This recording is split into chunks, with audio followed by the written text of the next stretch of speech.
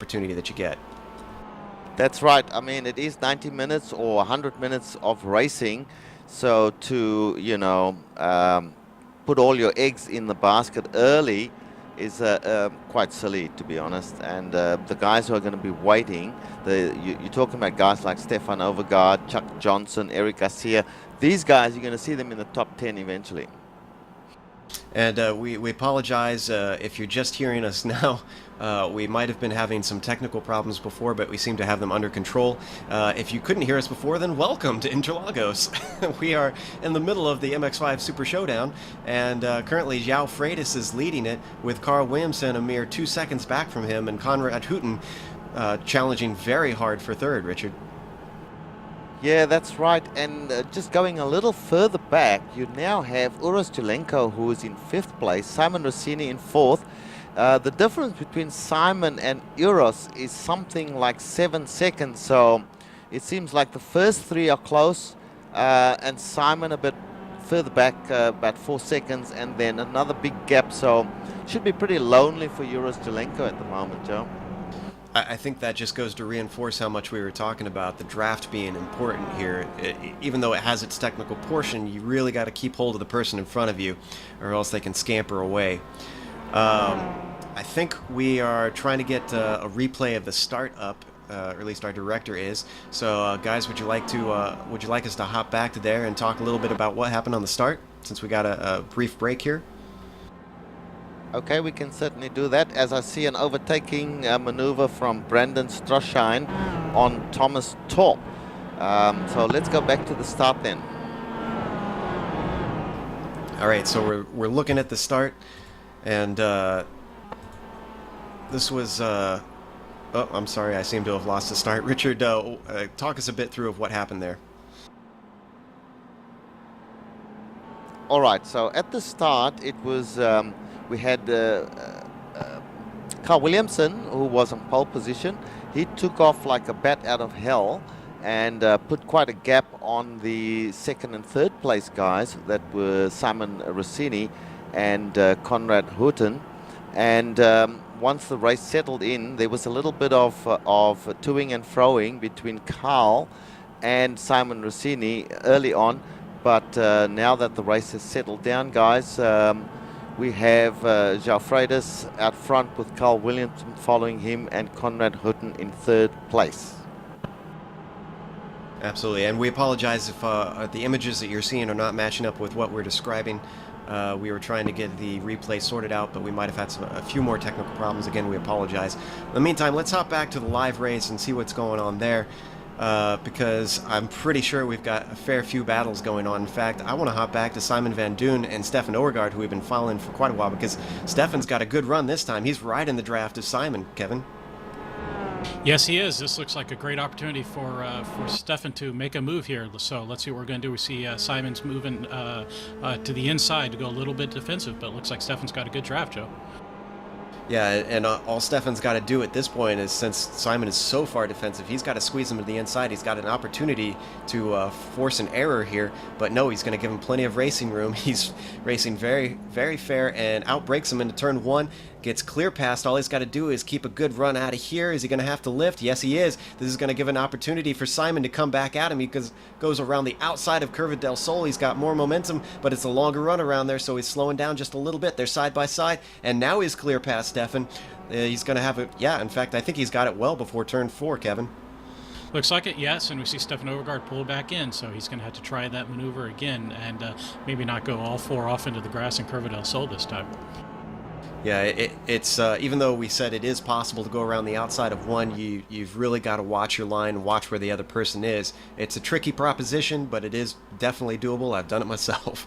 So Stefan continues to hunt down Simon as they come around turn 6 and 7 here, which is pretty much flat out. They only have just a little bit of a lift to get through there, and they're keeping it nice and close there, Richard. And just behind them, guys, we have Marco and Thomas. They're going at it just as much as are Stefan and Simon Van Doon. So have a look at these guys. They've been doing the same sorts of thing, just a little way back from Stefan. Joe? Yeah, and looking at that, it's a real bee's nest all the way down to 13th because they got about, what, 6 or 7 cars all lined up there, Kevin? Yeah, and don't forget, Marco Mogren actually started 22nd in the field. He's now running 8th, so he is the man on the move so far. He's having a great run. Let me double check to see if Marco had put in a lap time for qualifying, because I know some of these guys hopped in without a qualifying lap. And yeah. I'm showing him with a 1 minute 56 162. So wow, Marco's race pace is clearly not representative of his qualifying pace, or vice versa. And actually, we've got pit stops going on. I see Thomas Schmidt ducking into the pits here, Richard.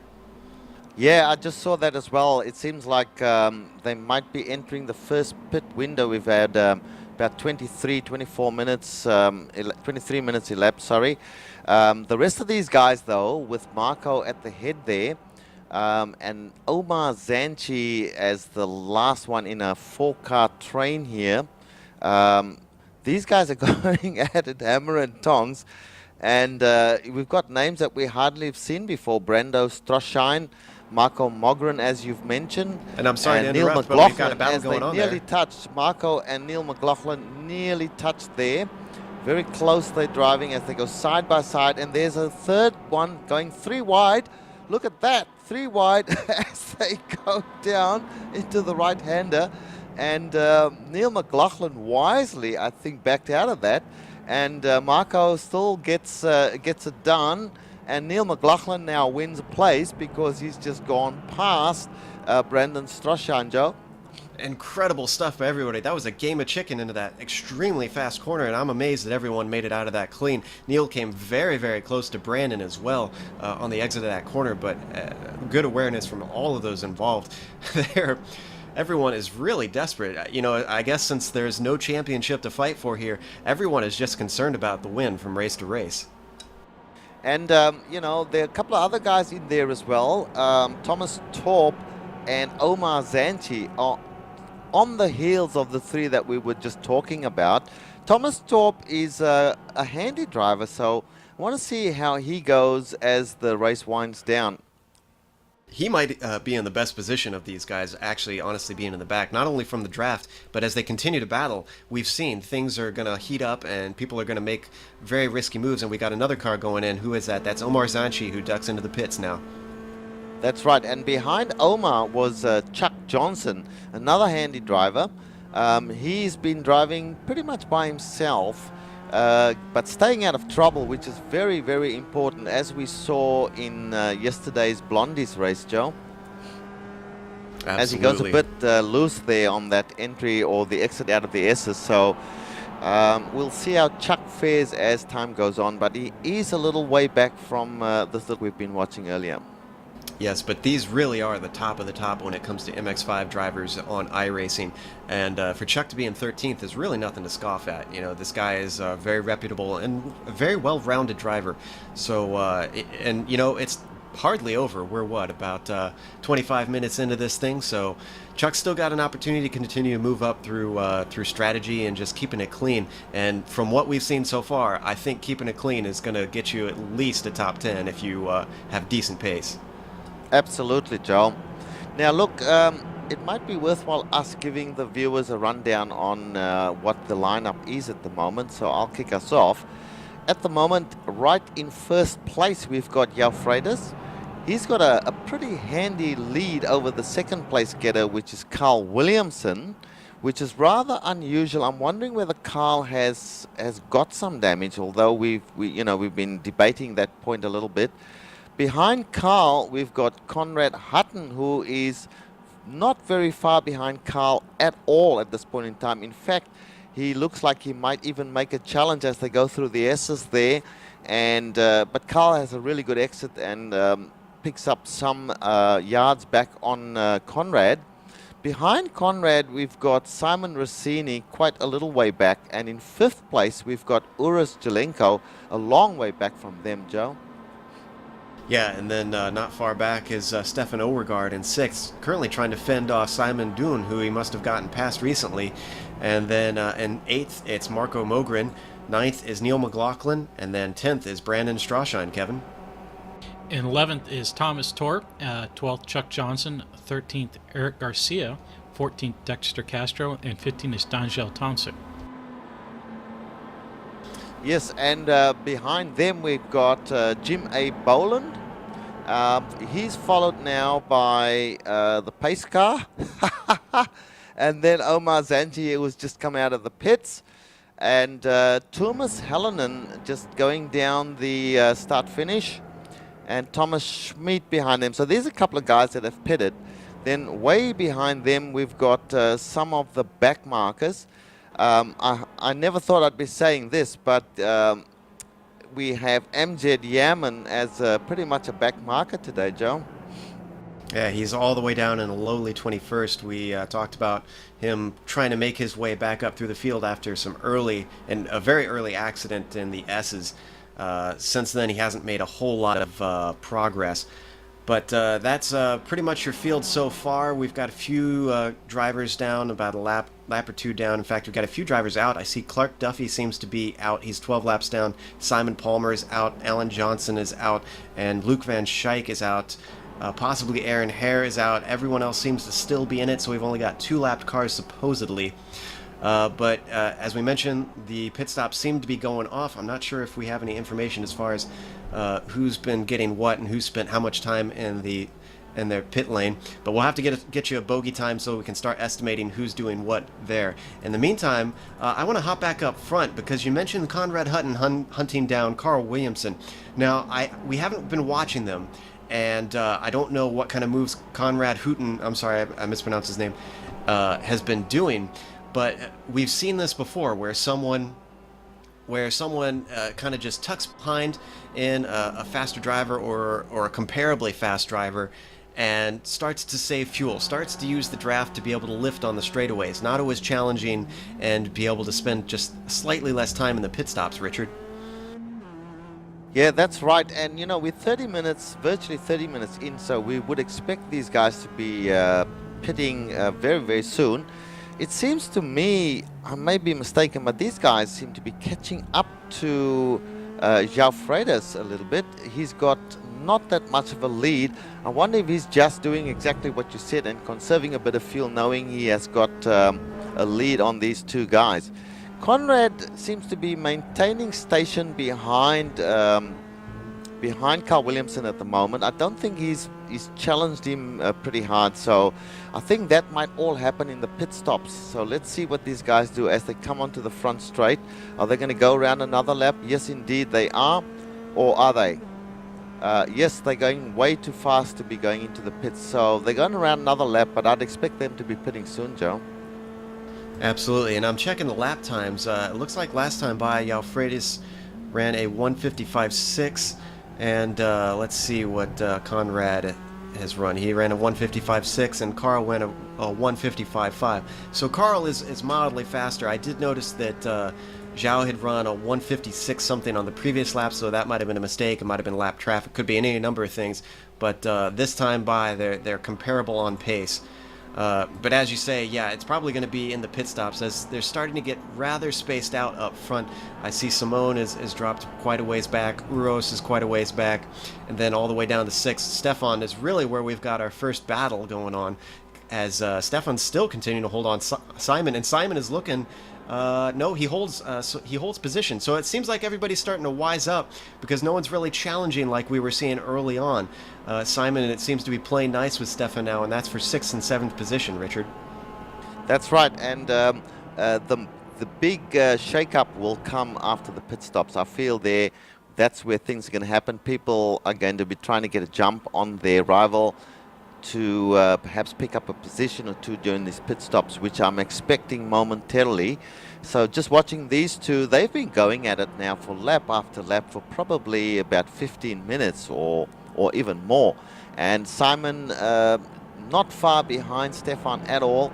Looks, he could make a move if he wanted to, but I think he's just holding station at the moment, Joe. Yeah, he's trying to play a smart game by this point. We're only a half an hour into this 100-minute race, so we're not even close to halfway at this point. It's much wiser for him to just kind of... and we have Marco Mogren, who has been running very, very well. I think he made some contact with another driver and he was spun off and he's just getting started again, Joe. Looking at the replay right now, and he actually didn't make contact with anyone. That was a driver error. He spun it around the duck's bill. That can be a really tricky corner if you take too much speed in, and it looks like exactly what he did. In the meantime, I know Kevin was going to dig up some information about pit stops for us. Kevin, what were you able to figure out? Well, only a few drivers have actually stopped so far right now. Omar Zanchi, Dexter Castro, and Thomas Hallinan are the leaders of those three, as we see Stefan Overgaard has just pulled into pit lane as well. So drivers are starting to serve their strategy, show their strategy and serve their pit stops. So we have to kind of pay attention right now to see what's actually happening. Some drivers are taking tires, other drivers aren't. So there's a wide range in pit stop delta times right now. And I'm just watching, I'm watching Stefan. He actually ran over his pit stop a little bit and had to reverse. He's taking 4 tires for sure, and so we'll see where he comes out because he will be a reference point for the pit stops, Joe, as he leaves the pits now. Absolutely, and I was going to say that I have a feeling that some of these guys doing the very early stops might be thinking about a 3-stopper, even though we said it's going to be a 2-stopper for most. So I was getting a little bit of information on the lead battle there. I'm sorry. In the meantime, yeah, Stefan Overgaard has completed his pit stop. And where has he cycled out now, Richard? Looks like he's coming out possibly in 7th place showing on the board. That may well be incorrect at this point until he, Richard, he crosses the line. He's 15th overall. He is the first of the drivers who have served a pit stop. Yeah, that's right. So it's 33 minutes in, so I think he has pitted on station. Remember, their fuel is reduced to something like 4.2 gallons of fuel each. So that gets you about 30 minutes of driving. So he has pitted pretty much at the right time. So we'll see what some of the other guys are doing because he's cutting a pretty lonely figure at the moment. All right, let's hop back up to second and third place, who have been very close for most of this race. They had a brief battle early on, but have settled into sort of a stationary position at this point. Yeah, you know, as far as the pit stops go, I'm starting to wonder, because we saw it a bit last time, that some guys tried to go as long as they can. One, so that they'd spend less time refueling for the last stop.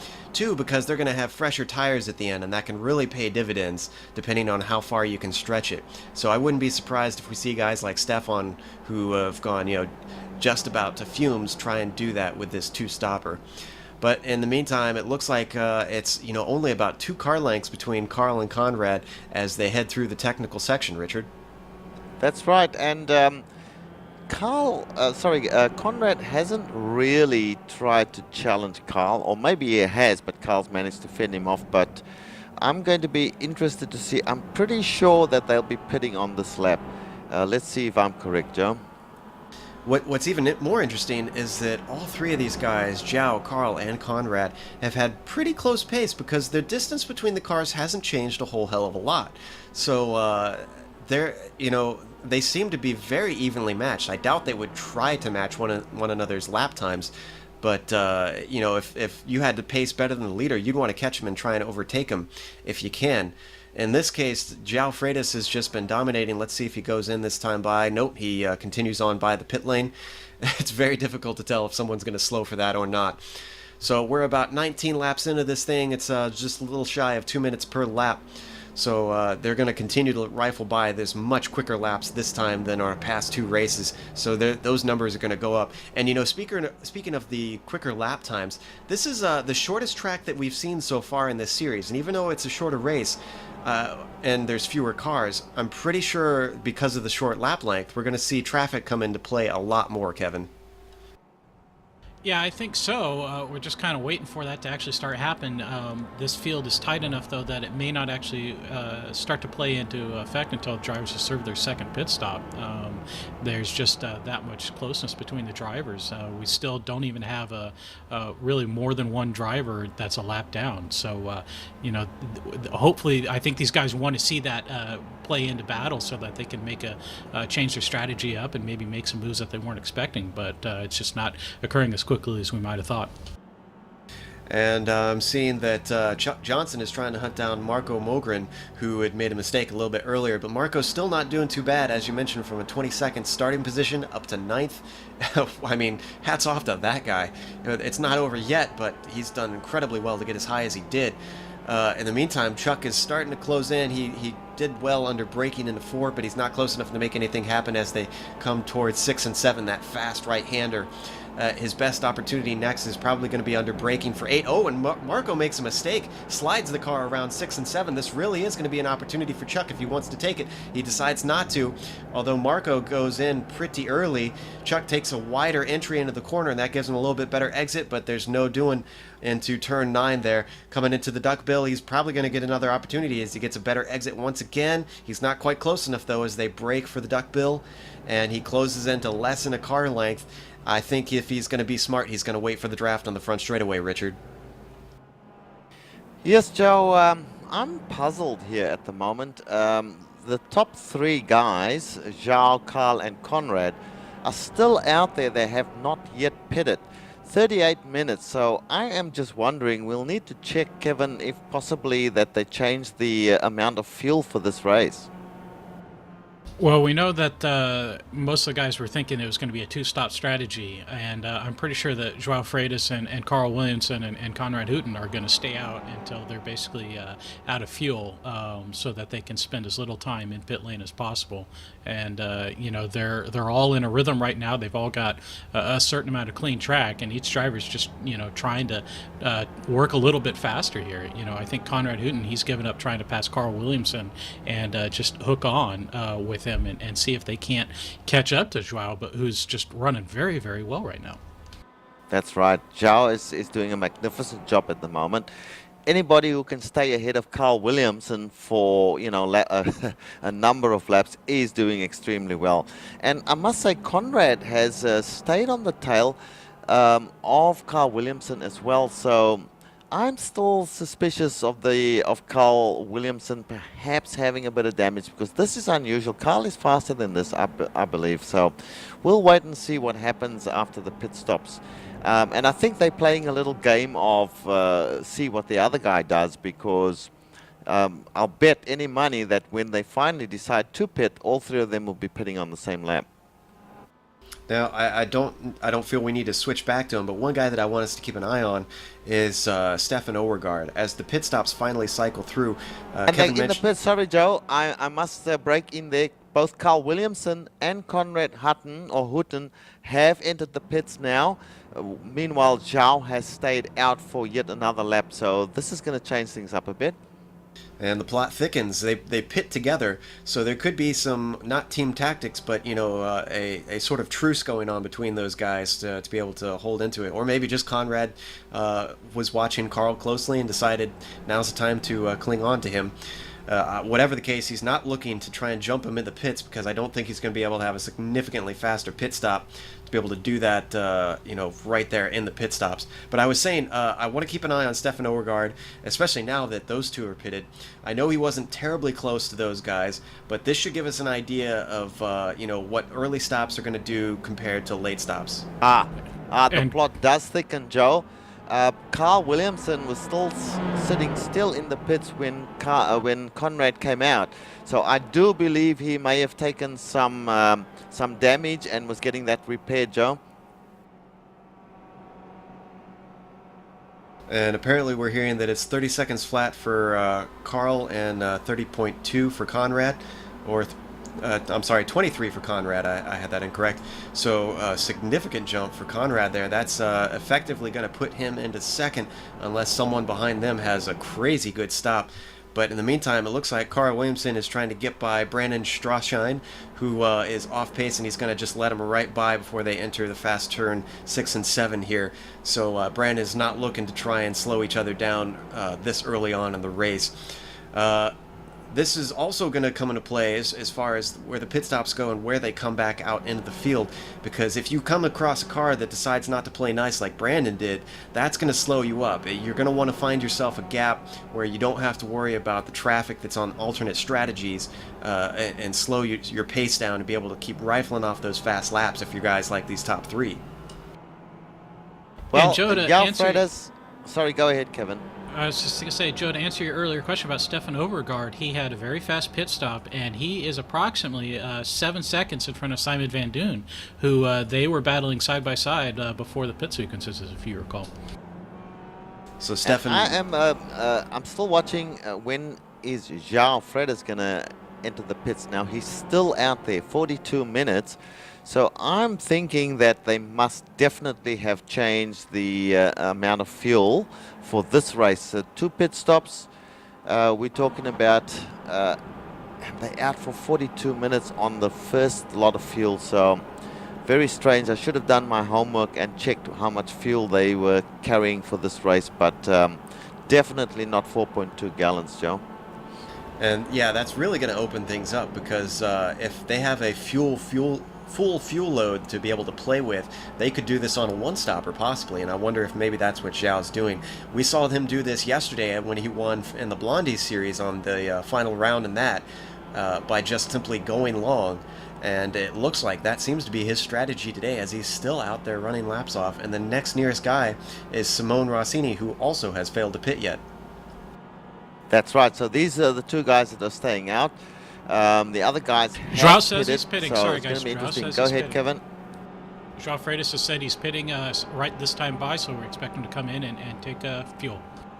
I've got my camera right on him, so we'll see if he does do that. And indeed, he looks like he is entering the pits.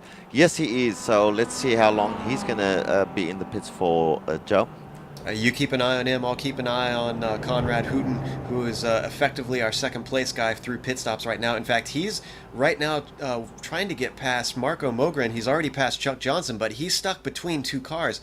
And these guys definitely don't have the same pace, so I'm pretty sure this is going to slow him down. This is going to... He was a fair bit behind, so whatever advantage he may have gained from his quick pit stop could be undone by what is going on right now. What's happening in the pits for Zhao, Richard? Well, at the moment, Zhao's is taking right side tires, left side tires are going on right now. So we'll see how long it takes him to get out after the tires. Simone Rossini and Yuri Strolenko are both in as well, taking tires. So this is where everybody's serving their stops, it looks like. I also Zhao's see leading Chuck the Johnson pits right going now. in. And it looks like just across the start line just now and into turn 1 for Konrad. How close is he? Where is Zhao coming out of the pit lane, Richard? Zhao has left the pits. He's still in pit, the exit to the pits as he comes onto the straight now. So who's behind him at the moment? Konrad Hutten. So Konrad is a fair way behind him still, Joe. It looks like the gap is about 5 seconds between them, and if I remember right, he was actually much closer. Oh, and Marco almost tags the back of Konrad coming into turn 4 there. Very close. I don't think he meant to do that, because he just let Konrad by on the straightaway before. He obviously was not looking to battle it out with him, but they both go on to fight another day. I'm pretty sure through pit stop that Zhao has extended his lead. Kevin, did you happen to see how long he was stationary? Yeah, it looks like Joao had a pit stop that was just slightly over 2 seconds longer than Konrad's, but looks like Joao may have had a little better pace on his entry and out laps so far. So it looks like Joao has done better than everybody else so far on pit stops. I'm pretty sure that Konrad is also going to be ruining the traffic that he ran into. I'm pretty sure that came into play somewhere in there. But meanwhile, behind them, I see that Simone Rossini has lost a fair bit of time to both, to both Carl and Konrad. He is quite a ways back. So pit strategy is obviously very important today, Kevin. It is, and just small changes to strategy, or small differences in strategy looks like it's having a big effect right now on track. As we say, the top 4, Joao Freitas, Konrad Hutten, Carl Williamson, and Simone Rossini, who have all served their stops, are now have quite large gaps between them when earlier they did not. Well, I'm looking, and I see that Uro Solenko is actually fairly close to Simone Rossini, closer than I remember him seeing before. So he's gained a little bit of time there. He's not close enough to quite challenge yet. Oh, and Carl has just tapped the wall, and then he's gone right across the track, and he's come to a stop, Joe. Oh. Yes, we're going to the replay now of that, and it looks like going into 1, Carl went just a little bit wide, and then that sent him into the wall, the inside wall of Curva del Sol, and after that, I guess he figured there was just no point. He must have damaged some suspension or something, because he took a tow. That's Yeah, right. that So was, he is effectively now going to be out of that position, well and truly. And Konrad Hutten now has a very, very safe second place, and Zhao way up ahead there in first place. So it's all strung out at the moment. So we best be going to look elsewhere for some action, Joe. Absolutely. Hutten has lost just a little bit of touch, and I thought I saw Simone Rossini have a little bit of a bobble coming into what was turn 8. I'm sorry. So I'm not sure. It doesn't look like he lost a lot of time, but he was getting quite loose through there. And he's still managing to hold off Uros. I'm looking down to see if we can find ourselves a battle, and it sounds like we got a battle for 9th. And that would be between Simon van Doon and Stefan Overgaard, although they are not very close together, actually. So not sure that that's working how we wanted. I'm sorry, we're getting correction on that. It's Neil McLaughlin, Tuomas Hallinen, and Gary Jackson is actually letting those two by right now as traffic files on by. They're coming through turn 9 currently, Richard, and Neil has lost a little bit of touch with Tuomas Hallinen, it looks like. That's right. So there are 3 drivers here. I just want to mention that I saw in the pits Amjad Yaman taking his pit stop. So that must have been a pretty late pit stop that he's done there. But bearing in mind he had been in the pits earlier for some damage. But getting back to this, we've got Neil McLaughlin up ahead of him, Tuomas Hallinen, and ahead of him Dexter Castro. So this is 10th, 11th and 12th place. They're not really battling, to be honest. There's a couple of, maybe a second or two between each of them. So still no action that I can see at this point in time, Joe. Well, just behind them, I just saw Chuck Johnson overtake Omar Zanchi. So that was for 10th and 11th, it looks like. And Omar is definitely not out of it. He's still pretty close and about 2 car lengths back. They're coming down the back straightaway into turn 4 now. He's probably going to have an opportunity if he gets a good enough run. Doesn't look like he does, though. So he's just probably going to close up under braking, and that's about it. Meanwhile, behind them, Thomas Torp is not out of it. He is in 12th currently, and he's starting to catch on to the draft of these guys and try to get into the mix of things, Kevin. Yeah, sir, I just want to point out that the pink car you saw in the middle of that battle just a few seconds ago was the lap car of Gary Jackson, so that was not some exciting maneuver we saw there. That was just a lap car trying to get out of the way. Yeah, and if anything, guys, this is, this mid-pack is where the action is at the moment. From Thomas Torp sitting back in 12th place. In front of him, you've got Omar Zanchi and then Chuck Johnson. And in front of them, they've got Neil McLaughlin, as we've mentioned, and Tuomas Hallinen. So these guys are in a pack, even though they pretty much still single file. But if any one of these guys makes a mistake, he's going to lose his position. That's for sure, John. And we'll have to watch and see if anybody is going to play the tactics that they were up front as we see them coming to the penultimate corner here now. And Omar goes just a little wide, but and he didn't carry much good momentum through here. This is going to give Thomas Torp a good chance to come around the outside. He's definitely got the momentum, and he's closing up, but he's keeping a very wide line. That's going to slow him down. Omar is going to be able to slot in front of him, but crossover for Thomas Torp as he goes to the inside now. Is he going to be able to get in there? Yes, he sticks his nose in. They're coming down the front straightaway. Is he going to try and outbrake Omar? They're coming up to turn 1 now. He's halfway across the track. He's going to want to get a little bit farther across, but he successfully outbrakes Omar into turn 1 and takes the place cleanly, Richard. That's right. Very smart maneuver there, the over-under kind of maneuver. He saw that Omar was close in, and then Omar went wide into the straight, so he cut back in and got the inside line and took the place. Very smart. Well, I'm looking back up front, and I know it was 5 seconds before. It hasn't changed a whole lot between João Freitas and Konrad Hutten because it's 4.7 seconds. Last time by, it looks like Konrad had a 155.5 and João had a 155.4, so they're still extremely close on pace. There's not a lot to break apart these guys. It's either going to take a mistake or someone holding some better cards and strategy, Kevin. Yeah, Joao's had a little better luck with traffic right now since that gap was about 4.5 seconds a couple of laps ago, and now they're sitting on about a 6-second gap. So Joao Freitas looks like he's got the pace right now over Konrad, or excuse me, at least he's got the track position over Konrad Hutten right now, and he's looking like the likely leader for the next bit of the race. But as we've seen in the previous MX-5 Super Showdowns, that positions were changing even on the last lap. And it's worth noting that Konrad had taken all 4 tires at that stop. I don't know, Kevin, if you had saw, or Richard, if you saw how many Joao took while he was in the pits. Joao took all 4 as well. Yes, Joao definitely took 4. And so he came out in front, but he had a good lead anyway. So that's all, he's doing it really comfortably at the moment. Watching this continuing battle here between that mid-pack, Neil McLaughlin. At the moment, he's a little way back now again from Simon Van Duyn, but these guys tend to close up through the technical parts of the course, and it looks like one is going to overtake the other, but then they fall back into line again. So, you know, I still have a feeling that this is going to break wide open, as Kevin mentioned, as the race winds down.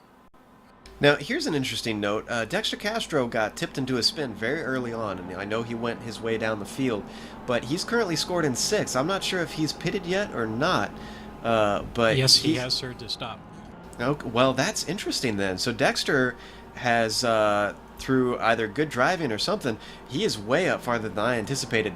But the other thing I wanted to note is behind him we've got Tuomas Hallinen, Simon Van Duyn, Neil McLaughlin, Chuck Johnson, and Thomas Torp, as well as Omar Zanchi. They're not really close together, but they are quite a bit of a train. I mean, there's less than a second between each of them, and now I see actually Chuck Johnson start to catch up to Neil McLaughlin. That is for 10th and 9th position. So Chuck fancies maybe a go at Neil McLaughlin here, Richard. Yep, absolutely. This is where the action has been for really most of the race, to be honest. And these guys are pretty evenly matched. There's about 4 of them that I'm looking at the moment, possibly even 5. But at the moment, the action is between Chuck and Neil. And Chuck has this habit of making a late charge. Well, it's not that late at the moment, but we are 54 minutes into the race. But, you know, he falls back into line because he's quite a cautious driver. But he's certainly got a run on Neil McLaughlin at the moment. Let's see what he can do. He is in line at the moment. He goes to the outside, but then brakes, Joe. Yeah, he's looking to the outside currently. Neil is defending as they head towards turn 1. Is Chuck going to be able to outbrake him? No, not quite enough. He's going to have to slot back in line, which he does quite dutifully, but he's going to have slightly better run, I think, coming out of that first corner. In fact, yeah, he's quite well into the draft. He's less than a car length behind Neil right now. And we're getting word that Dexter's spin actually only cost him another second, so that's just a little side note. Is Chuck going to take a try onto the inside of turn 4? He's just staying behind Neil at this point, so he decides better of trying to slow each other down and just slots into position for a mistake from Neil there, Richard. I think that's what he's done. You'll recall in the Blondies race just yesterday, he was doing the same thing. I forget who he was following, but in that race, he was also going down the front straight and braking. And he's doing the same thing there instead of challenging and trying to take the position, Joe. Now, you might be wondering what advantage he gets from not trying to pass this car that he seems to be faster than.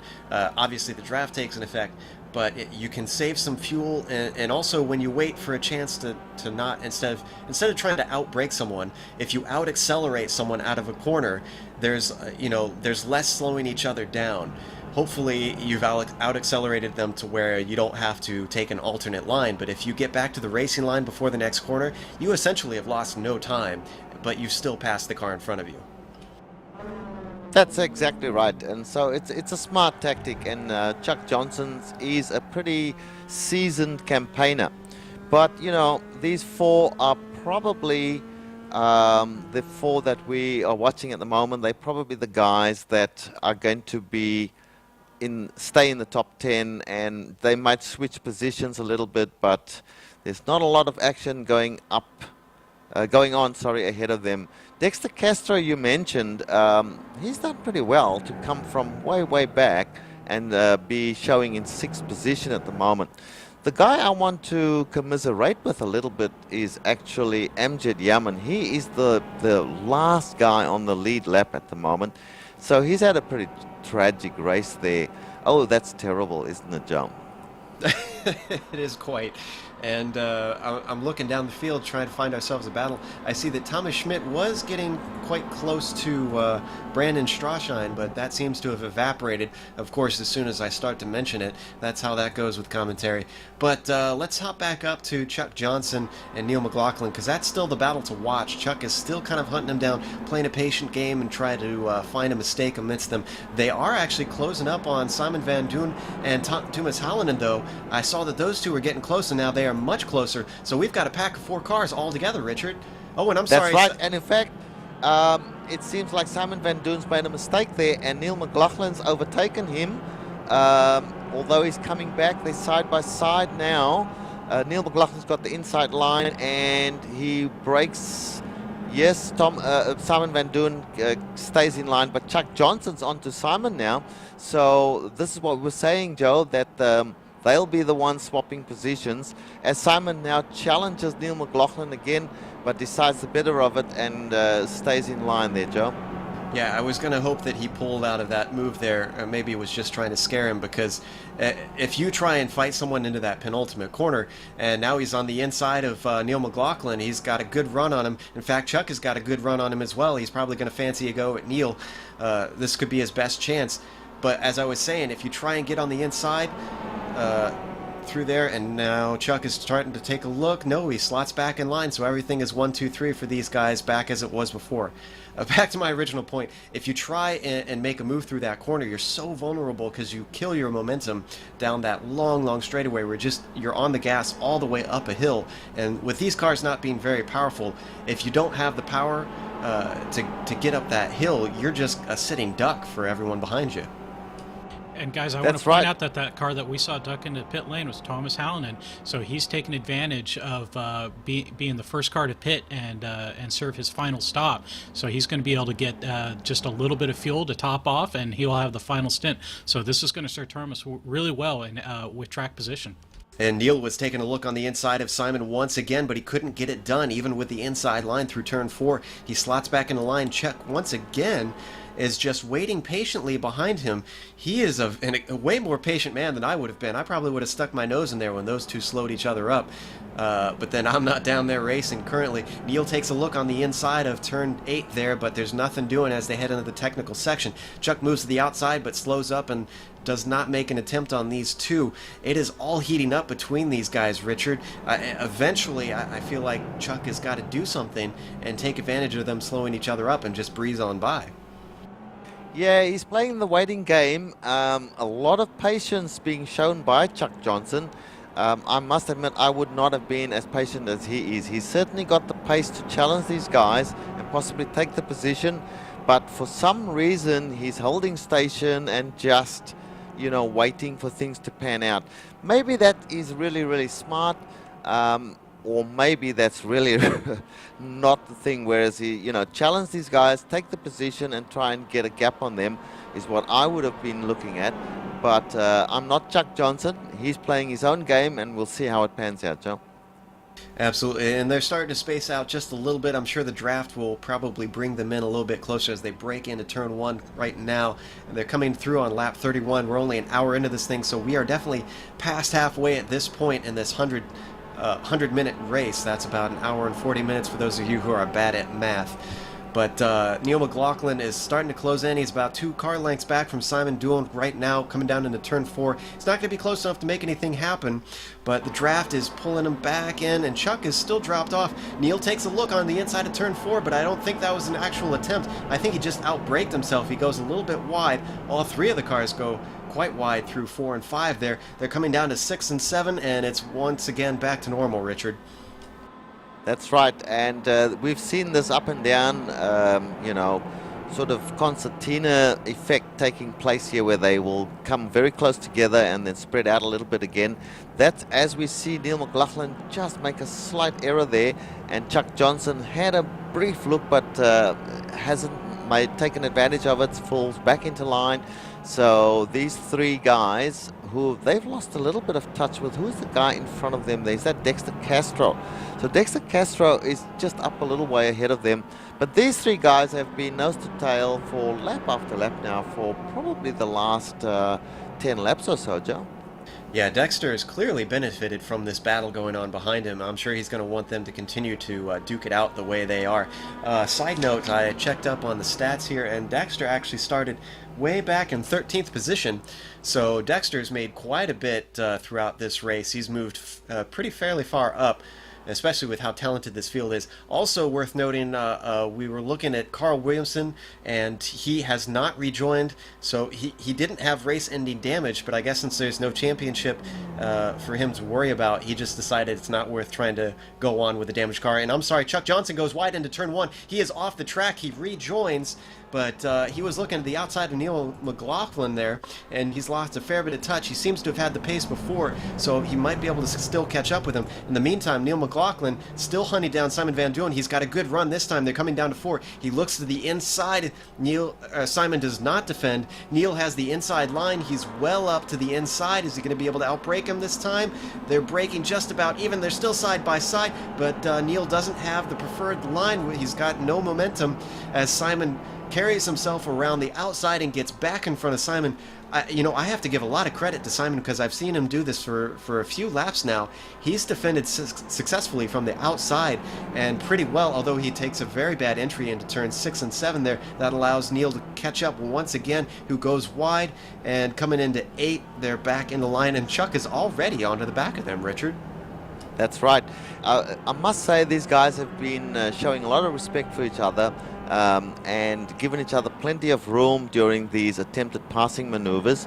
I remember a time with Simon Van Duyn when, this is probably going back a year or so now, when he was not that patient and not that good a driver. But certainly these guys, as everybody, they've come a long way, and they're driving very, very respectfully towards each other. But Chuck Johnson is right on them again, as we saw Simon going a little bit wide there. Chuck Johnson, in fact, has an opportunity to possibly overtake both of these guys if he forces the issue. He's on the outside now. On the inside of him is Neil McLaughlin and Simon Van Duyn just ahead of them. Let's see what happens here, Joe.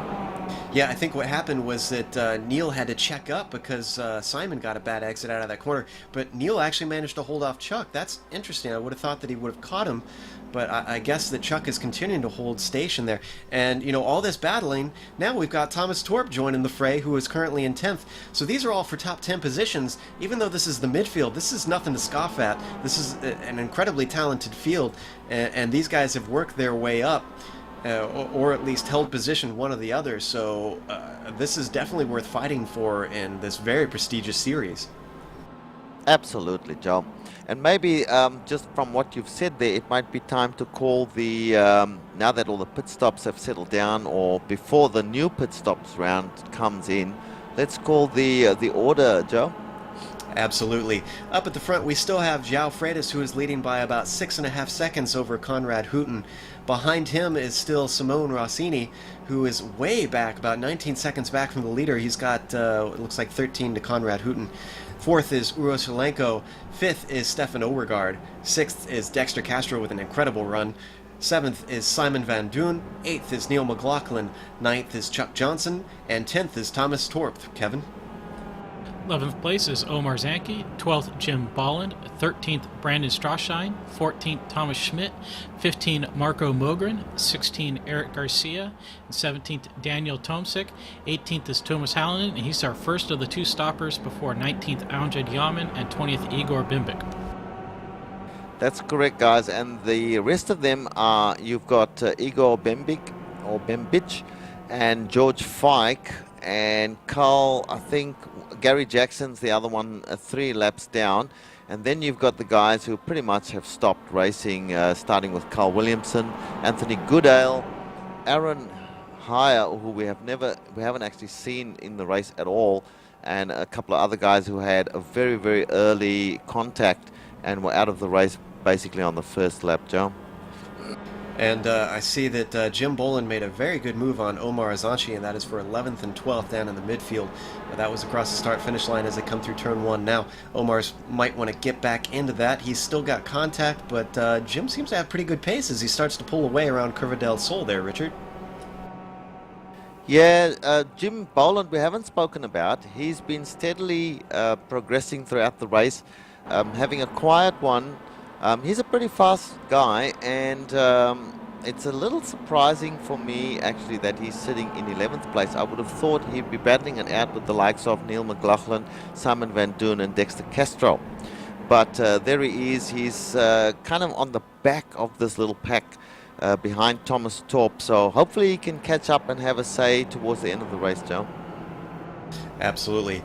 So things have pretty much settled in mostly up front, but let's hop back to that battle that we saw going on for 7th and 9th, because it seems to be still very close. Simon has pulled a bit of a gap to Neil McLaughlin, but Neil still has Chuck Johnson and now Thomas Tort behind him, all quite close in a line, so it's not over yet. We're about an hour and 7 minutes in, and real quick, I do want to mention, since I believe it was Tuomas Hallinen was the first of the two stoppers, as Kevin said, it seems like two stopping is not the way to go this race, guys. Yeah, it remains to be seen though. These guys, one would imagine now, are coming to the end of their fuel run and will be thinking about pitting. So Tuomas Hallinen, I wouldn't rule him out. He might be picking up a few places yet as time goes by, Joe. Although, I'm getting word that Stefan Overgaard had a pit stop that we may have missed here, and he is 10th. If that's the case, then he is the first of the two stoppers, and last time by, he was 35 seconds back, although I see he's sliding down the field, so he's not in 10th place. Where is he as he comes on by? He's in 13th right now. He is the first of the two stoppers. So Stefan Overgaard is actually making it work. 13th place is still pretty good. He's going to have fresher tires, so he could still continue to work his way up. Last time by, he had a 2:31.3, though that was with his pit stop included. We're getting word that Marco Mogren has spun in turn 3. Let me see what happened there.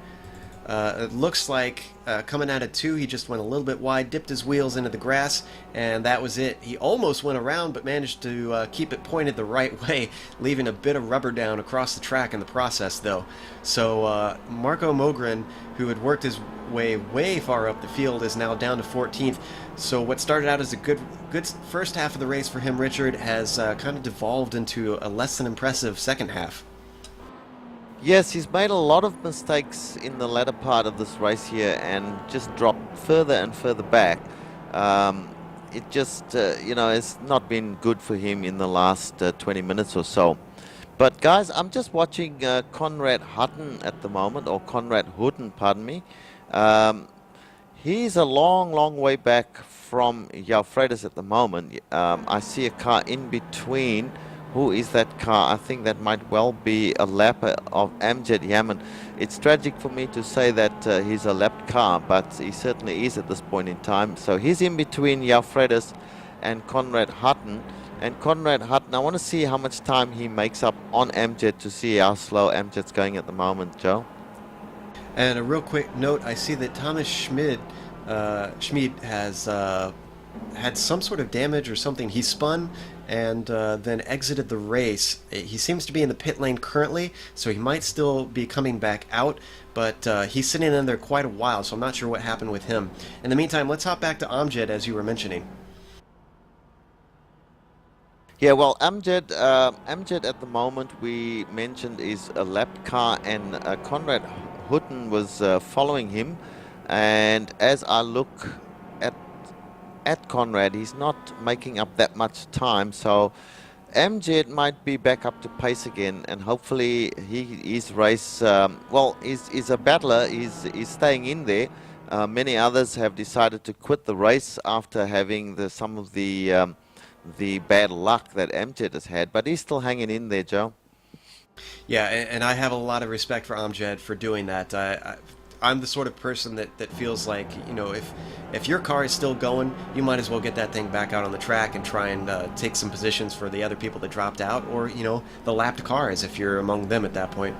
We're also getting a little bit of information about Marco Mogren, since we're not as familiar with him.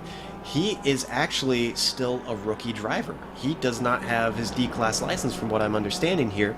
He only joined in February to the iRacing series and has only raced the MX-5. So that's what makes it even more impressive, and also probably explains some of his mistakes in these longer races, because it might be that he isn't used to these endurance series yet. That's right, and you know, we'll give him the respect that he deserves. Some of us who've been around iRacing for a couple of years now, it's taken us this long to become comfortable in some of these cars, and for a rookie driver to be driving in and amongst some of these really good drivers, he's done a pretty good job, Joe. Absolutely. So hats off to Mogren. In the meantime, let's find ourselves a battle, because we've kind of been babbling on for a little while. I think the Old Faithful is always a good one. Let's hop to Neil McLaughlin in 7th, still being hunted down by Chuck Johnson. Not sure. I guess Chuck might be trying to just save fuel or something here. It's not entirely clear, because he's continuing to hold behind Neil, hasn't really made any very aggressive moves, and I really, just from what I've seen, he seems to be much faster than Neil, Richard. That is correct, Joe. I feel that Chuck is just playing the waiting game. 1 minute 13 out of 1 minute 40, so there's a fair amount of time still to go in this race. And I'm of the opinion that this is all going to shake out towards the end of it. You watch the last 10 minutes when they start to put it all on the line, Joe. Absolutely. And let's hope for an extremely exciting finish to this thing, because it's starting to... Oh, Neil I'm sorry, goes Neil really McLaughlin wide goes there, off. and Chuck Johnson has an opportunity to attack, but he breaks and he stays in line. So he's definitely not interested in overtaking Neil McLaughlin, in my opinion, Joe. Well, Neil didn't lose a whole bunch of time from that off there. Even though you should be on the power, he seemed to have carried his momentum pretty well. Chuck is closing now up onto the penultimate corner, and I'm getting word that Simon is about 30 seconds ahead of Neil. I'm not sure. I'm sorry. I'm getting misinformation from someone. I have to apologize. We'll go yell at that person a little bit later. But in the meantime, Chuck is continuing to hold station. In fact, he's not even getting the draft. Neil McLaughlin actually is going into the pits right now, Richard. That's As right behind is Simon Van Doon in front of him. So both of these guys are pitting right now. And Chuck Johnson takes the position without even trying, Joe. Well, there you go. Maybe now is the chance for him to put in some hot laps and maybe jump him in the pit stops. But we've got about, let's see, looks like... Thomas Torp's also in the pit. So 3 of these guys who were battling in those top 10 positions, they're all in the pits now, all taking 4 tires. And let's see who comes out first here, guys. We've got less than half an hour to go, so it's definitely in the closing stages of this race. Anybody who's doing whatever strategy is probably going to finish up their strategy anytime soon now, as we're seeing guys get into the pit stops. But this will promote Chuck Johnson up into 6th place, I believe, so pretty far up the field, I'd say. That's right, and all 3 of them came out in the same positions relative to each other as what they entered. So this battle will continue, no doubt, as Thomas Torp, the last one of the 3 to come out, is perhaps now 2 or 3 seconds behind the other guys. So he had the slowest pit stop by the looks of it. So he's got some catching up to do. But ahead of him, we have Thomas Hallinan and Simon Van Doon, and then Daniel Tomsik. So Daniel is in 14th place. So it's all a little bit mixed up whilst the pit stops have taken place, Joe. So I'm looking at the information here, and I see that Chuck Johnson actually pitted quite a bit halfway through. I don't think he's doing a 2-stopper. I'm not entirely sure. Kevin might have to correct me on that, but he could have pulled a trick here on those other guys if he's able to continue on without another pit stop. And guys, just to break in there, Uros Jelenko, that we haven't spoken a lot about, he was sitting in 4th place and he's now in the pits. He's done a pretty quick pit stop by the looks of things. So he's just exiting the pit now. Let's see where he falls in line after his pit stop, Joe. And that actually promotes Chuck Johnson all the way up into 5th now. So Chuck, after languishing down in 7th or 8th for quite a while, is steadily climbing through pit stop strategy. 22nd pit for Uros Helenko there, who is now exiting. Let's see where he is. Uros is shown in 5th at the moment. Yeah, that's right. And Chuck Johnson, bear in mind, has not pitted, so I don't think he's going to be able to make it all the way to the end. So he has to pit at some stage, and that will that'll give back the positions that he's gained to the pack that he was battling with, Joe. So strategy obviously hasn't played out quite yet for Chuck Johnson then. In the meantime, I do want to point out that Simone Rossini continues to hold the 3rd position. Podium spot is going to be very respectable. We've seen Simone fighting for top spots in the other 2 races in this series. So we've known he's had the pace and the strategy and the consistency. And clearly he's showing it once again. As even though he's about 22, almost 23 seconds behind João Freitas last time by. That's right. Now, you know, I've been thinking about this while we've been doing the broadcast and the commentary, and it seems to me, and I may be wrong, but it seems to me this is a pretty new track on the iRacing service, so guys have not raced here a lot yet, so that may be part of the explanation, and the fact that it is a fairly tricky layout as well for these guys to get through, lots of technical areas. So, that's possibly the reason why the guys are so spread out, whereas in the other 2 races that we covered in this little series, they were a lot closer together. But certainly at the moment, you've got João Freitas out there in 1st place, 8 seconds back to Konrad Hutten, and another 8 from 22, that's something like 12 seconds back once again to Simon Rossini. So these guys are far apart from what you would expect, Joe. Real quick, I want to hop back to what is 10th and 11th place right now. Thomas Hallinan has been being hunted down by Daniel Tomczyk right now, and we haven't talked about Daniel a whole lot.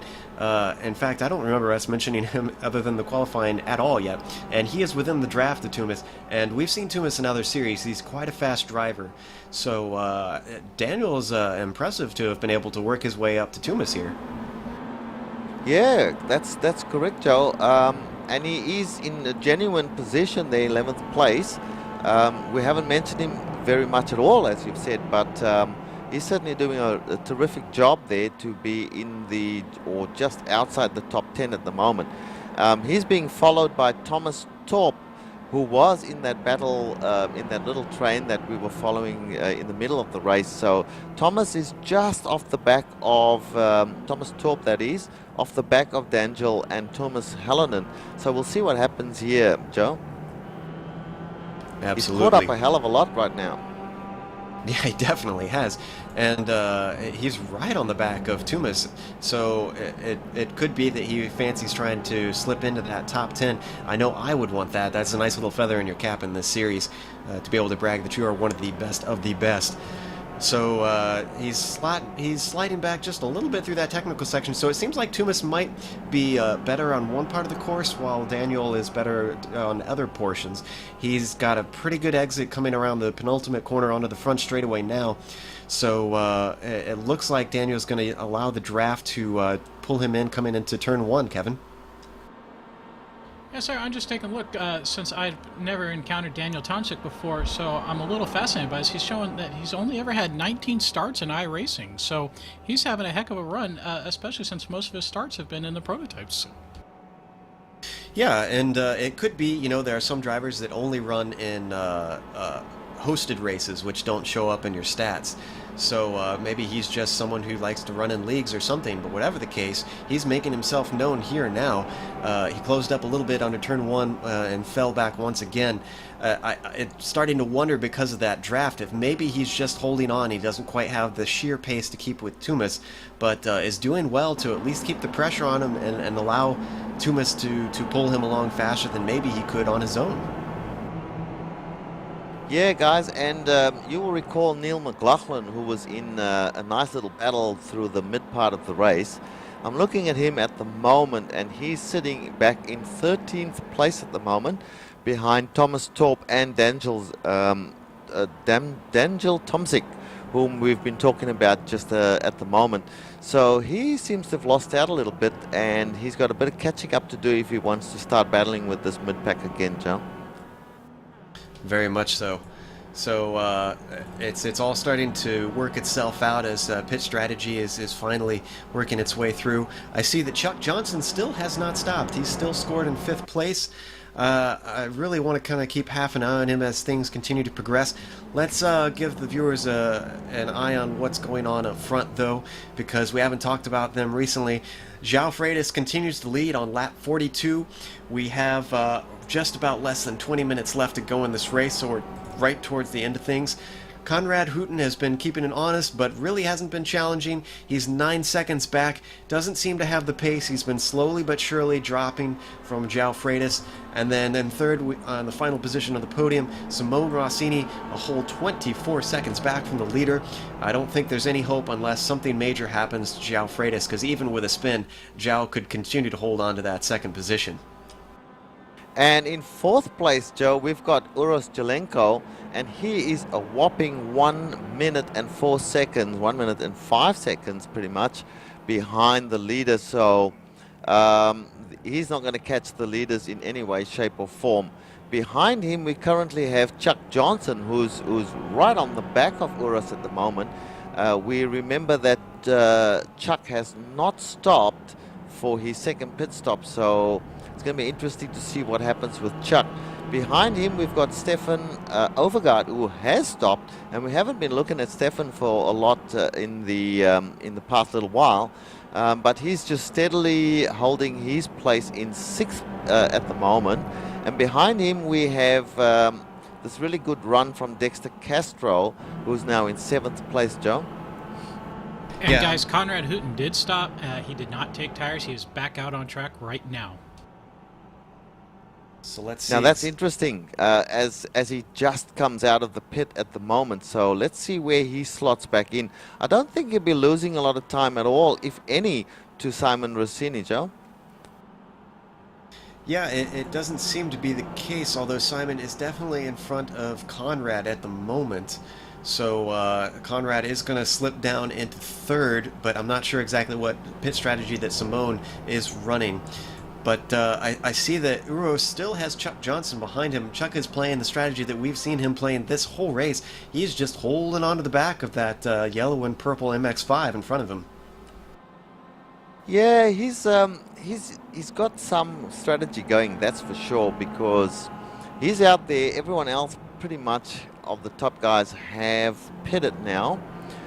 He's behind Uros Jelenko, who's in 4th place. But Uros has stopped and he hasn't, so one would expect that he's going to fall down the order, or he's going to maybe just take a splash and go, and but we'll have to wait and see how that pans out, as he comes right onto the back of Uros, and then Uros manages to gain a little bit on him, and then he slots back in behind again. So a very clever race from Chuck Johnson. We'll have to wait and see, Joe. Yeah, I'm with you. I'm really curious to see how far he can go on this, because to me, I looked at the lap that he went in, and it seemed to be trying to attempt for a one stop. It's really hard to tell. But we're on lap 43 currently, and we've got 15 minutes left to go on this thing. So it's going to be maybe 6 or 7 laps, actually more like 7 or 8 laps, and then we're going to be done with it. Actually, that may give us a clue, Joe, to his strategy. And the reason why he's been playing it pretty cool in trying to not make passing maneuvers and, you know, just save fuel, sit on the back of guys, sit in the draft, and try to only have a one-stop strategy. So let's see how that plays out. If so, it really seems to have worked for him, because as I was saying earlier, he was down in, 7th, 8th, 9th, even I think 10th for a brief while, and hasn't been running blistering fast laps, but just by running slow behind whoever's in front of him, working your way up to 5th, it seems to be a pretty valid strategy. It's not a winning strategy, but it's definitely doing something for him. We're hearing that Thomas Torp is trying to overtake Daniel. Let's hop back to that actually now, Richard. Well, I'm looking at Thomas Torp at the moment. He must have passed Daniel. No, they pretty much almost side by side, although Thomas has got the inside line into the entry into turn 1, and Daniel has just fallen in behind him. So that little battle is over with Thomas Torp taking the position there, Joe. And that's actually going to move Thomas up into the top 10, so good move for him. That'll be a nice little feather in his cap. Daniel, on the other hand, let's see, he was with Tuomas Hallinen. He's actually past Tuomas Hallinen now, so that surprises me. Guys, Joao Freitas has stopped. He's in pit lane right now. Correct, and he's taken right side tires, and he is taking left side tires, is he? And Simone Rossini is in behind him as well. Where's Konrad Hutten? Konrad is coming across the pit lane entry right now, but he is not going in since he has already done his. Where is Yao? Is Yao exiting? Yao is exiting. So Konrad is coming across the start-finish line right now. He's not terribly close. He was about 9 seconds back before these two had their pit stops. Where is he? I'm not seeing what the length is. Kevin, what's the spacing between those as far as seconds? It's not updating. We're hearing it's about 10 seconds right now. Konrad is about the full straight away behind Yao right now. So apparently I was wrong. 2 stops are the way to go. They couldn't quite make it to the end, but it's a splash and dash for all of our top 3 drivers. Simone is definitely coming out behind Konrad Hutten. So after all is said and done, they are pretty much back to where they were before. In the meantime, behind them, Uro Solenko continues to lead Chuck Johnson for 4th and 5th. And then Stefan Overgaard is in 6th. Dexter Castro is way back in 7th.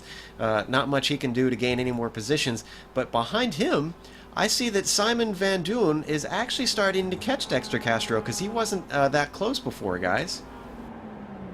Yeah, just watching him as we speak. They're going through turn 1 now into the S's. He isn't that far behind Dexter Castro, so let's see how he plays out towards as he attempts to get closer and possibly overtake Dexter. He's played a really smart game, Simon Van Duyn, and been a very steady driver throughout this whole race. So hats off to him, Joe. Yeah, and I'm checking the lap times right now to see what these guys have been running. And it does, in fact, look like that on average, Dexter has been running a little bit slower laps, but they might be due to lap traffic because I see they've got Igor Bembish in front of them. So Simon still has to try and clear Igor, and in the meantime we'll try and keep half an eye on these guys and see if Simon can continue to reel him in, whether that's through pace or through traffic. Otherwise, Kevin, do you see any interesting battles that are nice and close going on in the field? Everybody's kind of spread themselves out a little bit. Probably my favorite battle right now is nope, sorry. My screen is showing me wrong info. Sorry about that. It's okay. Well, guys, we'll talk about some of these guys here. One person we have not mentioned a hell of a lot tonight is Eric Garcia in the Blondie's car. I'm watching him at the moment. He's steadily running in 12th place behind Tuomas Hallinen, a fair way back. But some of these guys have just run their own race, and they're going to finish in a respectable position, Joe. And Chuck Johnson is pitting, as you can see on your screen, and it looks like he is going to exit actually behind Dexter Castro, who goes by him as they come through turn 1 right now.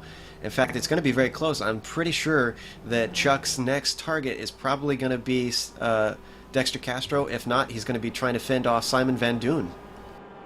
I'm watching him. He's coming out directly behind Dexter Castro. Dexter has obviously got a little bit more, carrying a bit more speed going down the straight into that corner. So now we shall see what happens when Chuck now, he had to stop eventually. He didn't have enough fuel for the one stopper, but one would imagine he's taken minimum fuel, so he has come out in a handy position, Joe. And, you know, if I were Chuck at this point, now is when you really want to attack. turn the afterburners on, get as much fuel as you need to get to the end, and then start rifling him off. Because did he get tires actually? I'm sorry, did either of you guys see? I only caught the tail end of his stop as he was exiting the pit, so I'm not quite sure. Maybe Kevin saw what happened there. Trying to check right now, guys. And while he's checking on that, I see that Chuck is in fact closing in on the back of Dexter Castro. He's got maybe about 5 or 6 car lengths. He did not take tires, so he's not going to have the advantage of fresher tires. However, they did have the chance to cool down, so that is something. And they're heading through the penultimate corner right now. See if Chuck could get a fairly decent run off of here, because if he can get into the draft of Dexter Castro, which he is just on the cusp of from what we can see, that's going to be the key thing here. The draft is going to pull him in and give the opportunity to get past. Doesn't look like he's quite enough as he starts to lose a little bit of touch coming down the front straightaway. We have all of less than 10 minutes left to go in this thing. It's getting to be the final stages, and Chuck Johnson is currently scored in 7th after running as high as 5th in this thing. Richard?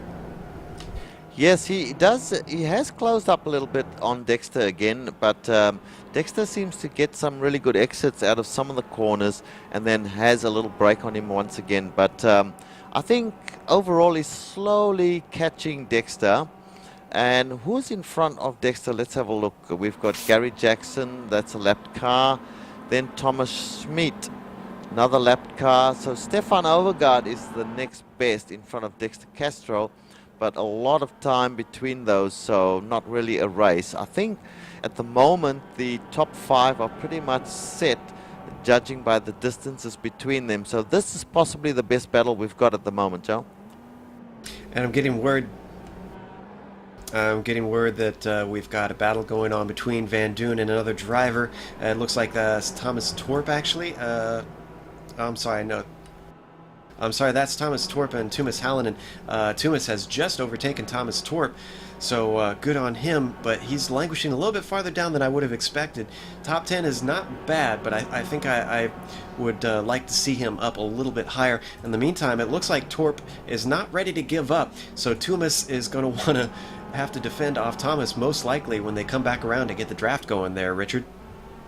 Yeah, watching this battle as we speak, and Thomas Torp is behind Tuomas Hallinen, and these guys, as we get towards the final laps in the race, I'm pretty sure they'll be fighting hard for their positions here, and that's for, we're talking about 9th and 10th position here. So, and ahead of them, we had the Chuck Johnson-Dexter Castro battle, which I want to go back to. Not really anything happening for Chuck at the moment, although he's closed up right onto the back of Dexter Castro. So there might be some action here, Joe. And actually, speaking of action, Tuomas Hallinen is going defensive from Thomas Torp, so he feels like he needs to actually try and retain his position, because at this point, what you're fighting for is probably what you're going to be finishing with, since there's not a whole lot of people around you. He managed to successfully hold him off through the S's, but there's going to be another draft as they come down the back straightaway, and Tuomas decides that he's not going to go defensive, or does he? He kind of slides a little bit across, but goes back to the line. They go past a lap car there, the pink car of Jackson on the inside, and Tuomas goes way wide around turn 4 there. That's going to give a little bit better of an exit for Thomas Torp, but they're not really in a passing zone. Is he brave enough to try and peek his car inside? No, he's going to stay right behind him as they come through the fast right-hander of 6 and 7, Richard. That's right, and Tuomas Hallinen at the moment, he's not actually driving defensively, but he is wary, obviously, of Thomas Torp behind him. And Thomas seems to me to be in the better position here, because being at the back, you can see what the other driver's doing and pick a moment to challenge him. So we'll see how this develops, as well as the battle between Chuck Johnson and Dexter Castro, which has been going on for a lap or so now. Chuck Johnson is right on the back of Dexter, and as they go up through into the main straight, we'll see how much speed he's carrying and whether he can make an impression on Dexter at this point in time, Joe. Yes, this is the closest that I've seen Chuck at this point. He's not quite closing yet. The draft should start to reel him in as they come down the front straightaway. Yeah, you can see him start to close in bit by bit as they come across the start-finish line, but he's not going to be able to have an opportunity to dive inside. He backs off as they break for one, and they slide in through that downhill left-hander, then through the right and on through Curva del Sol. So holding position, Chuck Johnson still stays behind, still in 7th. We've got about less than 5 minutes left on the clock. They are on lap 49 at the moment, and João Freitas continues to hold on by an over 9-second lead over Konrad Hutten.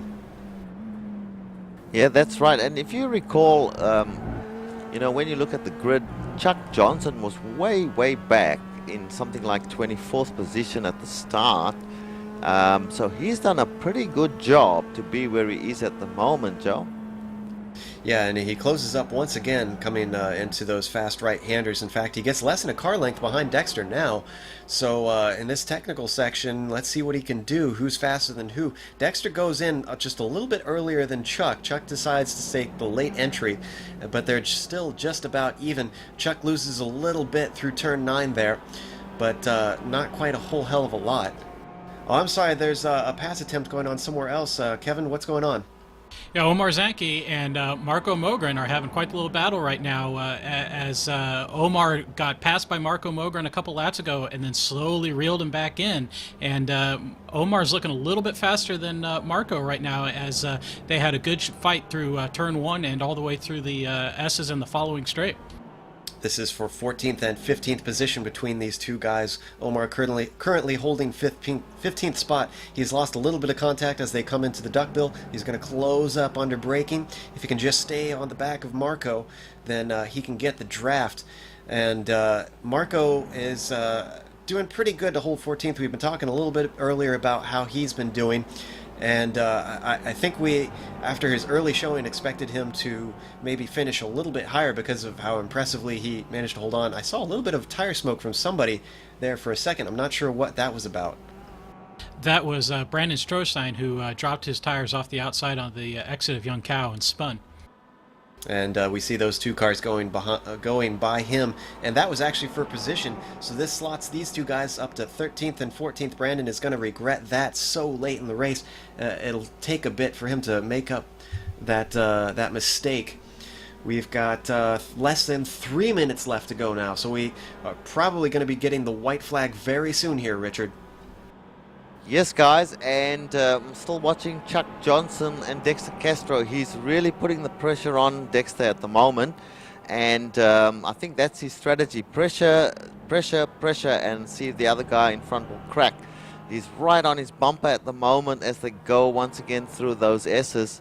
But, Dexter's doing a pretty good job in staying in front of him, so let's just watch this battle, because the other battle that we were watching previously with Thomas Hallinan and Thomas Torp, that seems to have pitted out as Thomas made a mistake and gave Thomas Hallinan the opportunity to get quite a few yards in front of him. So this is the battle as we come into the closing laps, Joe.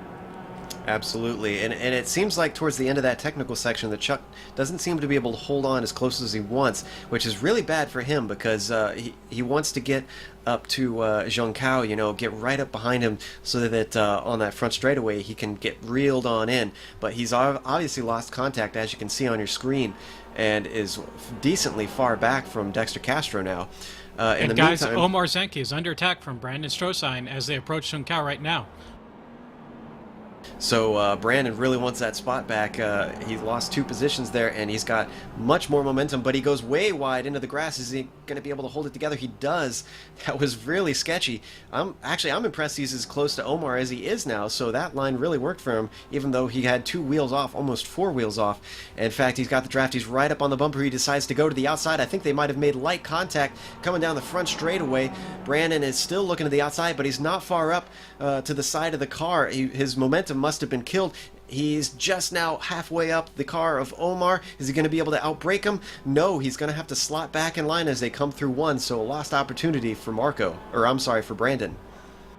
That's right, guys. And the thing is, that is what we want to see from Chuck Johnson coming out of Giancarlo. You've got to be right on the bumper of the car in front of you if you want to make an attempt at a passing maneuver. And I believe you need to be on the inside. Trying it from the outside will not work as long as the guy in front of you holds his line into turn 1, Joe. And we've got no time left on the clock at this point, so this is either the white flag or we will be getting it next time by. We'll keep you updated on that. Let's hop back up to João Freitas just for a bit and keep us, interrupt if we got another battle going on, guys. But João has been leading almost since day one on this race. He's been up front for pretty much the majority of things. I actually struggling to remember as far back as when he took the lead at this thing. That was on lap 3. He has led every lap but 2. So impressive stuff from João, and we really wouldn't expect anything less as we've become familiar with him in the Blondie series, where he, besides Jan Koemans, is one of the very dominant drivers in this series. He's coming through the technical section currently, but he has no one near him. Let's hop back to another battle real quickly. Is anybody else got anything close going on, Kevin? Jemma Bolland is only about a half second behind Neil McLaughlin, as is Brandon Stroheim on Omar Zanke, and actually they are very close right now on the draft on the pit straight. Yes, Brandon is closing in on him and using the draft to pull in. Is he going to be able to get the inside this time? It looks like he's going to have to take the outside once again, but they're going to get another lap around most likely. And he's all the way up past him this time. Is he going to be able to outbrake him? He's got the outside into turn 1. It's tricky, but it's possible. They go side by side. They're very close. He still has the inside. They almost touch. He's going to have the inside into 2, but he's going to be on the outside of 3. Does he have the momentum? No, he loses the momentum, and he's on the outside, but now he's got a little bit of a better run. They're almost touching. In fact, they do touch. They come back around. In the meantime, let's hop back. And João Freitas has actually won the race. I'm sorry we missed him going across the line. João Freitas has finished in first after the 100 minutes at Interlagos. A good win from João Freitas. And guys, Brandon Stroheim did take the position over Omar Zanke. We are looking at Thomas Torp. I'm looking at Thomas Torp and Thomas Hallinan. These guys are battling for that position, which is the 9th and 10th place. 9th place they're battling for. Thomas Torp actually overtook Thomas Hallinan in a couple of corners ago as he makes another dive on the inside. Thomas on the outside holds him off. Thomas now has the line for the inside for the next corner, and Thomas has to fall back. So as these guys close out the last lap, we'll see what happens here, Joe. Absolutely, and just real quick, Konrad Hutten did manage to grab second, and Simone Rossini completed the podium at the top. But let's hop back to that battle there, Richard. It looks like Thomas Torp will not have enough draft to catch Thomas Hallinan, and Thomas Hallinan will carry that position. So back to you, Joe. You can call the order now as the race is slowly winding down. These guys are just coming across. This is 10th place, just came across the line now. Yes, Uro Salenko did come home with a 4th. He was fairly anonymous, had a really uneventful race, but good on him for a very good finishing position. Stefan Overgaard, who we see a lot in the CESES, took 5th place, really good top 5. Dexter Castro did hold off Chuck Johnson with a 6th place, Chuck taking 7th. Simon Van Doon took home 8th, then Thomas Hallinan took 9th, and Thomas Torp rounded out the top 10. And going further down the line, it looks like Jim A. Boland took 11th place. Neil McLaughlin in 12th place. You remember these guys, Neil McLaughlin in particular, was battling quite hard in the mid area of the race. Marco Mogren, who had a hot and cold race today, he's in 13th place. Brandon Stroheim, whom we saw some good things from, it was in 14th. And Omar Zanke brought up number 15, Joe. Then, meanwhile, in 16th, it was Eric Garcia, the first of our lap-down cars. Or, I'm sorry, he was the last of the cars in the lead lap. Amjad Yaman was the first of the lap-down cars with probably a race he did not want, finishing 17th. Daniel Tomsic finished 18th. Thomas Schmid finished 19th. Igor Bembish finished 20th. George Fike took 21st. Gary Jackson, I'm sorry, too many foreign names messing up my tongue. Gary Jackson took 22nd. Carl Williamson unfortunately exited out after an accident, was 23rd with the non-finishers. Anthony Goodale was 24th. Aaron Hayer was 25th. Luke Van Schaik was 26th, Alan Johnston was 27th, Simon Palmer was 28th, and in dead last we have Clark Duffy. Well, guys, I'm sorry, were you speaking there, Kevin? No, that was not me. All right. Must have been some of the guys talking in the sim. Well, Joel, you know, I think that this track was the great leveler. We would have seen a lot more close racing if the track wasn't so tough, I believe. And also we lost some really, really good drivers early on. Luke Van Schaik, Simon Palmer, Anthony Goodale, Carl Williamson once he had that little off and the accident and got out of the race. So perhaps not the most exciting race to call, but certainly a good win for Jan Freitas. Absolutely.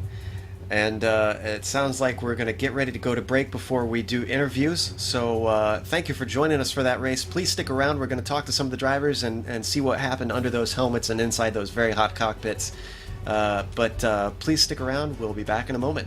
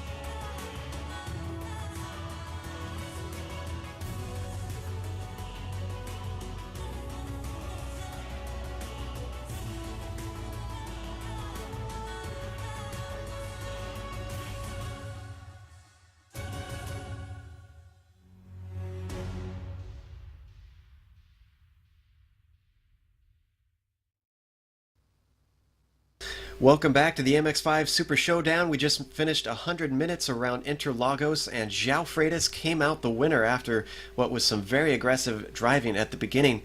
João, where exactly did you start, and did you think you'd be able to get up to the front so quickly and be able to hold it so dominantly for so long?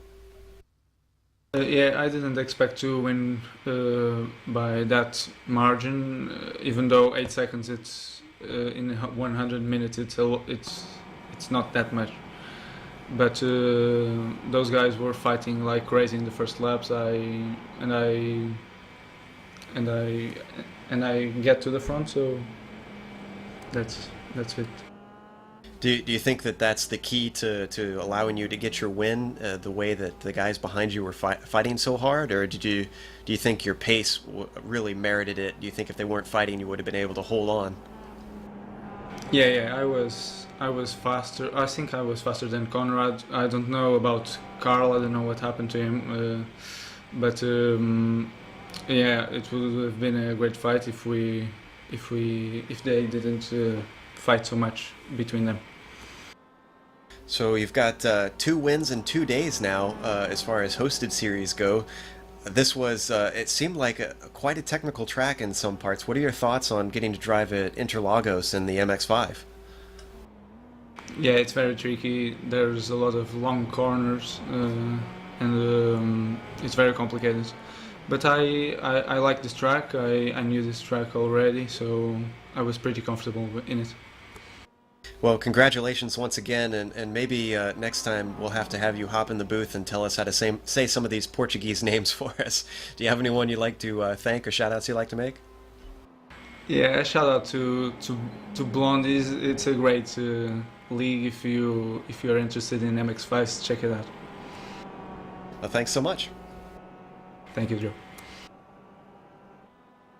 Well, Richard, I see a few other guys waiting in the wings. I know we have Amjad in here, and he spoke to us briefly.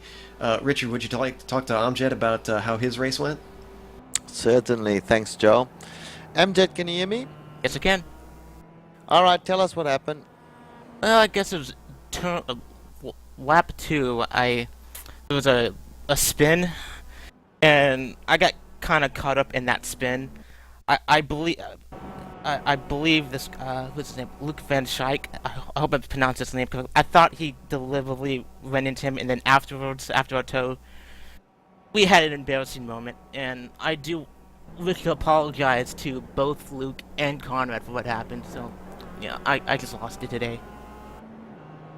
Yeah, this is it's rare for you not to have a decent race, and this is probably one you want to forget, Amjad.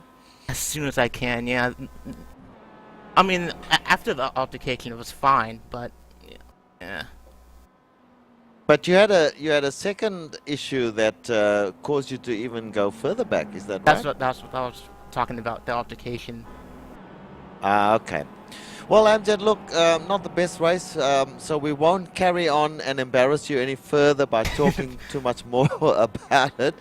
Commiserations on this one, but surely we'll see you back for the next one, if there is another one, and next season in the Blondies. Definitely. All right, all the best, Amjad. So back to you, Joe. Who else do we have there? Well, we've got Stefan Overgaard, who had a pretty good run here, and I believe Kevin has a few questions for him. Yeah, Stefan can hear us. Yeah, I got you. So, Stefan, that was a great top 5. Seemed to be a very strong run for you. Yeah, it's I luck in the. I got a good start off the grid, and I avoided a few accidents in the start, so I'm pleased with the result.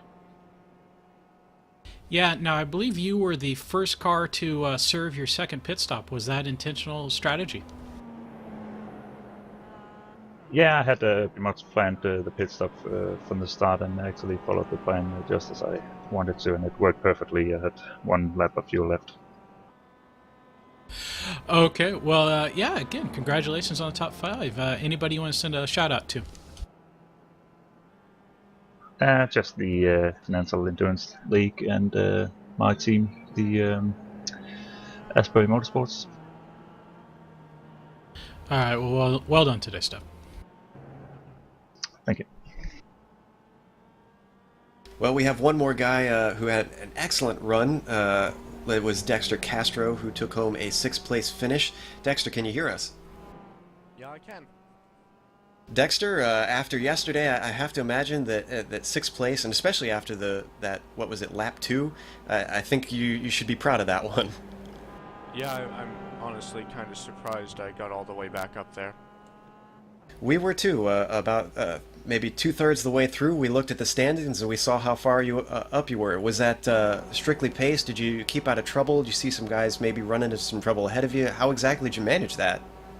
I don't know. I never noticed anybody having any troubles, but obviously I don't think I got up there just on pace. I mean, I think I passed a couple of cars on pace, but not all of them.